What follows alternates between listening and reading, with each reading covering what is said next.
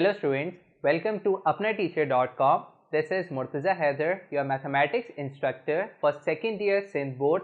और इस वीडियो में हम क्वेश्चन सॉल्व करेंगे question number 10 of chapter number 2. Okay, and this is exercise 2.1, sorry exercise 2.2. ये हम एक्सरसाइज 2.2 का क्वेश्चन नंबर 10 सॉल्व कर रहे हैं और ये वाला क्वेश्चन आपके पास इन द पास्ट 10 ईयर्स 2017 और 2011 में पूछा गया है. ओके, तो चलें क्वेश्चन को हम पढ़ लेते हैं.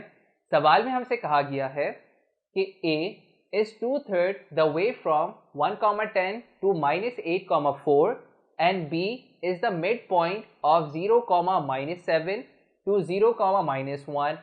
Find the distance AB. Okay, अच्छा, अब इस क्वेश्चन में हमसे क्या कहा गया है? इस क्वेश्चन में हमसे ये कहा गया है कि आप डिस्टेंस ए बी फाइंड करें, यानी ए और बी आपके पास दो डिस्टिंक्ट पॉइंट्स हैं. आपने क्या करना है, उसके दरमियान डिस्टेंस फाइंड करना है. और आपको ए और बी के बारे में क्या बताया गया है? आपको ये बताया गया है कि जो ए है वो 2/3 द वे फ्रॉम 1,10 टू -8,4 है. इसका मतलब ये हुआ कि आपके पास एक लाइन सेगमेंट है जिसके एंड पॉइंट्स आपके पास 1,10 और -8,4 है. उस लाइन के ऊपर एक पॉइंट है ए जो कि उससे 2/3 डिस्टेंस के ऊपर मौजूद है. सही. और इसी तरीके से बी, वो भी एक वो क्या है, वो मिड पॉइंट है किसका, 0,-7 टू 6,-11. इसका मतलब ये है कि एक और लाइन सेगमेंट है आपके पास जिसके एंड पॉइंट्स हैं आपके पास 0,-7 और 6,-11 और उस लाइन के ऊपर B जो है उसका मिड पॉइंट है. तो आपको क्वेश्चन में A और B पॉइंट के बारे में बता दिया. अब आपने क्या करना है, इसका डिस्टेंस फाइंड करना है. तो अगर हम इसको थ्रू अ डायग्राम समझने की कोशिश करें तो फॉर एग्जांपल आपके पास पहली लाइन कुछ इस तरह की है. सही है. और उसके ऊपर जो आपके पास एंड पॉइंट्स हैं वो क्या है आपके पास 1,10 और -8,4. ओके, लेट्स से मैं इसके एंड पॉइंट्स को जो कि इसके वर्टिसेस हैं उसको मैं नाम दे देता हूं P और Q का. अब हमसे कहा गया कि A जो है इससे 2/3 डिस्टेंस के ऊपर मौजूद है. अच्छा, 2/3 का मतलब क्या है? यहाँ पे जो लिखा हुआ है 2/3, इसको अगर मैं रेशो में लिखूं तो ये होता है 2:1. ओके, 2/3 को अगर मैं रेशो में लिखूं तो ये होता है 2:1. तो इसका मतलब है कि लेट्स से A आपके पास कहीं यहाँ पे मौजूद है, ये है आपके पास A और इसका रेशो है आपके पास 2:1. सही. फिर हमें कहा गया कि B जो है मिड पॉइंट है 0,-7 और 6,-11 का. इसका मतलब ये कि एक और कोई आपके पास लाइन है जिसके वर्टिसेस क्या हैं आपके पास 0,-7 और 6,-11. सही. और इस लाइन के ऊपर B जो है वो मिड पॉइंट है. तो मिड पॉइंट का मतलब ये है कि फॉर इंस्टेंस वो कहीं यहाँ आपके पास मौजूद है, तो ये है आपके पास B. ओके, तो अगर मैंने इसको P और Q का नाम दे दिया तो लेट्स से मैं इसको R और S का नाम दे देता हूँ. और हमें क्या करना है, हमें फाइंड करना है इन दोनों पॉइंट्स के दरमियान डिस्टेंस. इसका मतलब ये है कि AB का हमें डिस्टेंस फाइंड करना है. This is equal to question mark. Okay, तो अब अगर मुझे A और B का डिस्टेंस फाइंड करना है तो मुझे डेफिनेटली A के कोऑर्डिनेट्स और B के कोऑर्डिनेट्स पता होने चाहिए. तो क्वेश्चन के अकॉर्डिंग हमें कुछ सिचुएशन बताई है कि A जो है इसके 2/3 मौजूद है. इसका मतलब क्या है कि रेशो क्या है आपके पास 2:1. तो मैं क्या कर सकता हूँ, A के कोऑर्डिनेट्स फाइंड कर सकता हूँ with the help of ratio division formula. हमने रेशो डिवीजन फॉर्मूला अपने पिछले क्वेश्चंस के अंदर हमने स्टडी किया है कि रेशो डिवीजन फॉर्मूला क्या होता है. उसकी मदद से मैं A का कोऑर्डिनेट फाइंड कर लूँगा और मुझे B का कोऑर्डिनेट भी फाइंड करना है. तो क्वेश्चन के अकॉर्डिंग हमें B बताया गया है कि ये mid point between for instance R and S है. तो मैं B का कोऑर्डिनेट फाइंड करूँगा with the help of mid point formula. एक दफ़ा मुझे A और B मिल जाए, मैं उसके दरमियान डिस्टेंस फॉर्मूले की मदद से AB डिस्टेंस फाइंड कर सकता हूँ. ओके, तो चलिए अपना सोल्यूशन स्टार्ट करते हैं. तो सोल्यूशन के अंदर हम करेंगे क्या, हमारे पास दो लाइंस हैं. तो लेट से मैं उनको नाम दे देता हूं.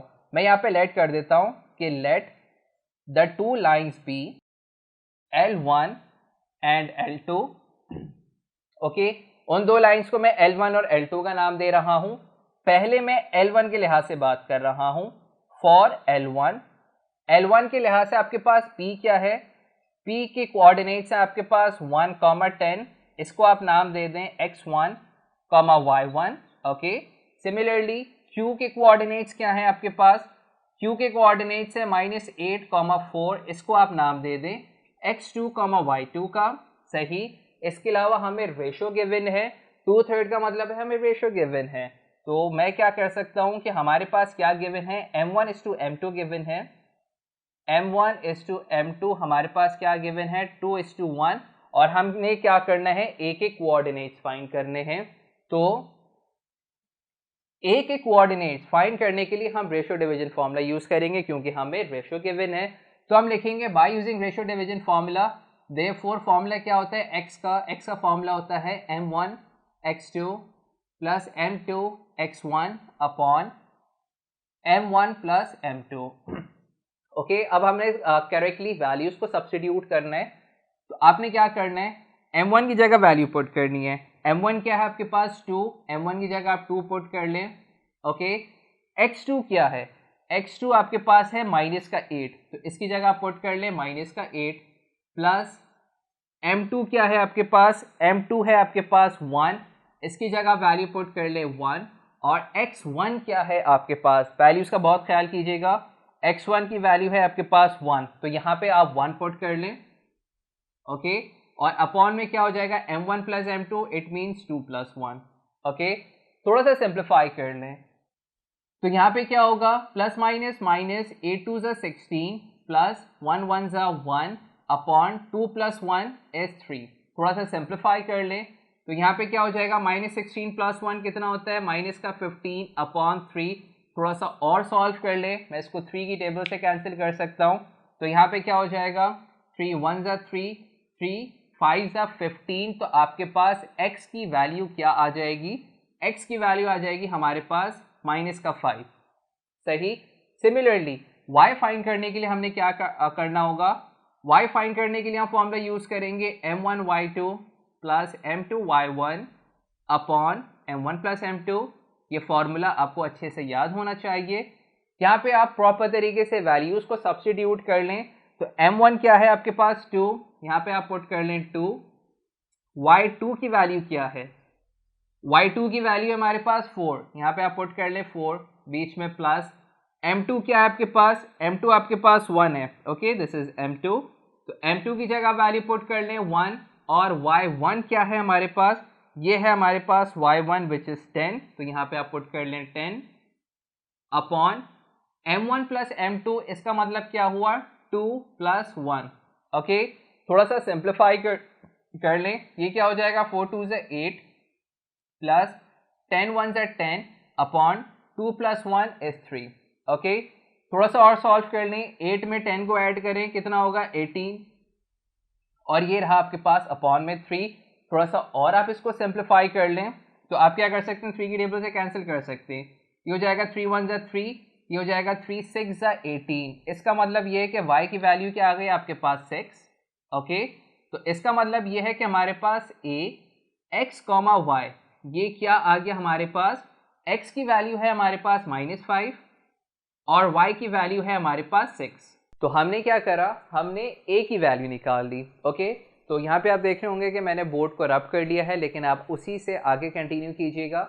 हमने क्या करा, लाइन L1 के लिहाज से हमने कोऑर्डिनेट्स ऑफ a फाइंड कर लिए with the help of ratio division formula, और आपके पास वैल्यू क्या आई, -5, 6।